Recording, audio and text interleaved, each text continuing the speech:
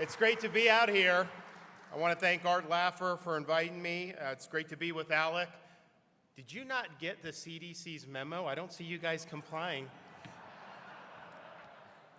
And I say that jokingly, but I think that may be a sign of potentially seeking to do more things into the future.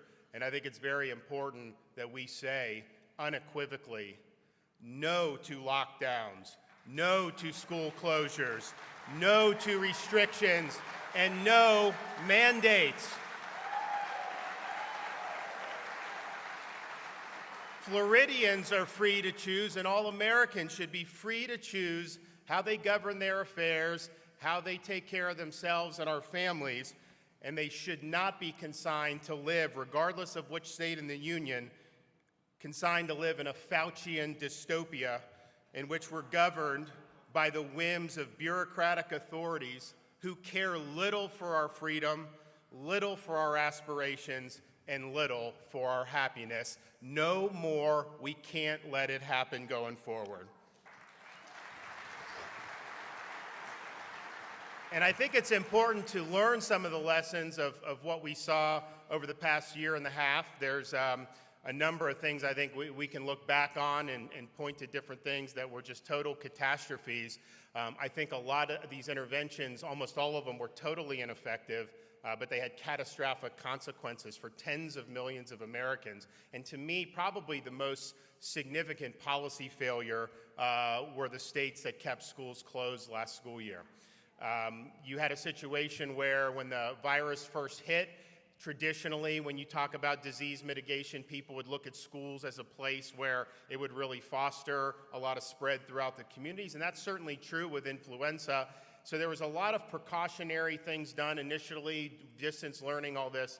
But as the data started coming in, it was very clear by May of 2020 that not only were our school kids at virtually no risk from coronavirus, they were not efficient spreaders of it. And so schools, places that had schools open, did not see major outbreaks. And so my view was, we have got to have every parent in Florida, they have a right to send their kids to school in person, and we've got to make that happen.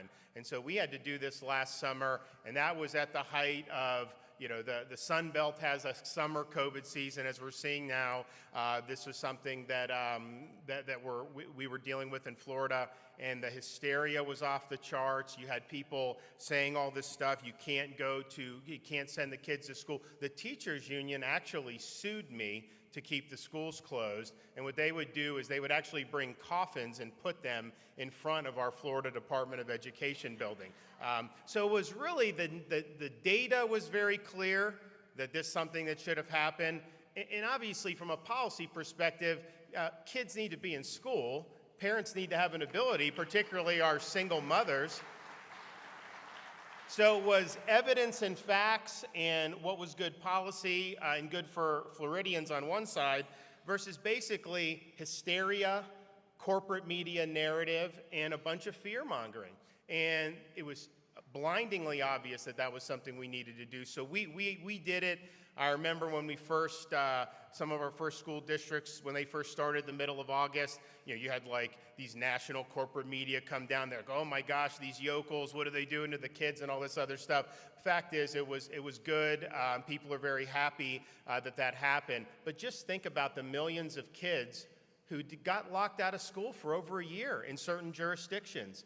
So it seems to be like if you have certain God-given rights in the United States, but I guess the right to better yourself through education, if you happen to live in a real deep blue enclave controlled by the teachers union, that's just not something that you have opportunities to do, and we saw that. And I think those lockdowns of the kids and the closures for a year and a half, I think those are going to have consequences, not just months, years, but I think decades from now, you'll be able to trace back problems that emanated because kids totally fell off the radar and fell off the map. And so all it took was leadership. All it took was an ability to kind of go into the fray and fight back on behalf of students and families in Florida. And it was obviously the right thing to do. Fast forward now. And so in Florida, we never imposed mitigation. We didn't impose a mask mandate on anybody the whole time, but on schools, we didn't. we said that school districts have to, do what they think is right. So the result was you had a difference of approaches throughout the state. We're a big, diverse state. That was fine. And I can tell you, regardless of the approach, for those school districts that did not have masks, or private schools or charter schools that didn't have masks, there was no statistically significant difference in the outcome versus the ones that did more intensive mitigation and made the kids wear masks. And so here we are now, and the CDC is saying every single person in a school needs to wear a mask all day, even if you're vaccinated, even if you've recovered from COVID, which, by the way, you are immune if you've recovered from COVID. CDC doesn't admit that, but it's true. And so in Florida, our view is this is a decision that the parents can make about what's best for their kids. If the parent really believes that that would be better for their kid, I'm not going to prevent them from doing that if that's what they want. But that should not be imposed on all parents and all students, and it's not healthy for these students to be sitting there all day, 6-year-old kids in kindergarten, covered in masks. So this is going to be something where I think you're going to continue to have the unions and the CDC, and they're basically one and the same right now. They work in tandem, and they're going to be trying to do this. And I fear that they're trying to set up additional school closures because as the season changes, you'll start to see more, quote, COVID cases in northern places and areas where they have more of a foothold. And I think they're setting the stage to deny even more kids in education. So we can't let that happen. Now in Florida, we have robust school choice, so we didn't let that happen. But if it had happened, people would have been able to go elsewhere.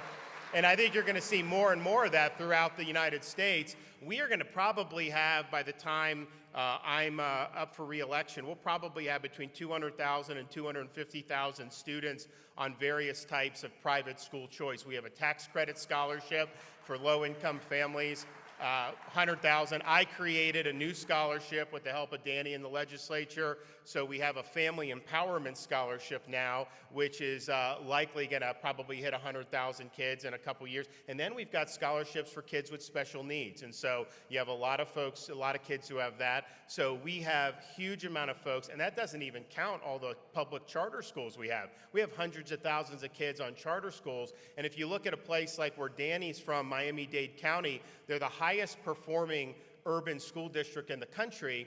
And 70% of the students in Miami-Dade County do not go to their neighborhood school that they're, quote, zoned for. They either go on private scholarship somewhere, public charter somewhere, and then school choice within the school district as well. And I think the result has been students are in the best environment for them, and the performance speaks for itself. They're #1 in the country. So we're proud of them for that.